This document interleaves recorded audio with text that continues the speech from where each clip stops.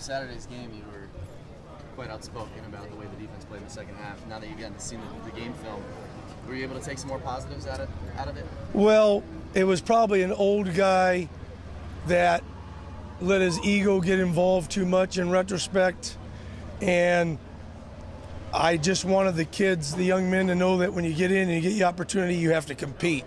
If you're a competitor, it's your turn. No matter what team you are, you have to get out there and compete.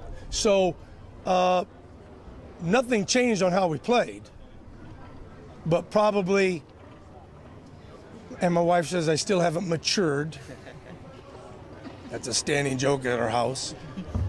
As I mature, I should understand that it's not about me, it's about us. And those kids needed it. It was a learning situation. I just expected and wanted more out of them.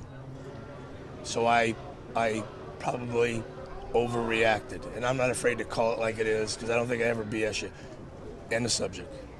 What did you take away from that game that you liked, from some of the I loved the first half.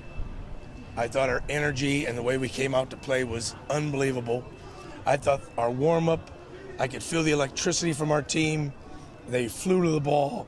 There was a lot of good things in the first half. And there were some young guys like DeForest Buckner and Aaron Armstead. And I know I'm going to miss some, Byron Marshall on the other side, and some young secondary guys that finally got a chance, Scales and guys like that did some nice things. But overall, and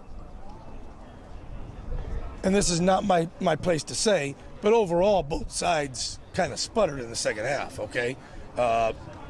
So I think, to answer this question fully, and I hope I am answering it, that whenever you get a chance to compete, you have to compete. And you never know when you're going to be called upon. And a 2 could become a 1, and a 3 could become a 2 in a heartbeat. So the message was, let's be prepared, let's be ready. We have a standard of how it should look like. Let's always make it look like that. Chip spoke highly of Carr yesterday. From the game film that you've seen so far, and knowing that he's the younger brother of a former #1 overall pick, what have you seen from Carr? I like him. You know, he throws the ball well. He seems like he's mobile enough. They have fast receivers that get down the field, and they have a little, and I only say little because in stature he's little, but they have a little, tough, hard-nosed, very good, quick running back. And that Robbie Rouse kid, and I hope I pronounced his name right, but he's good. They have some offensive weapons, and the quarterback, anytime you face a quarterback that's good, it's a concern.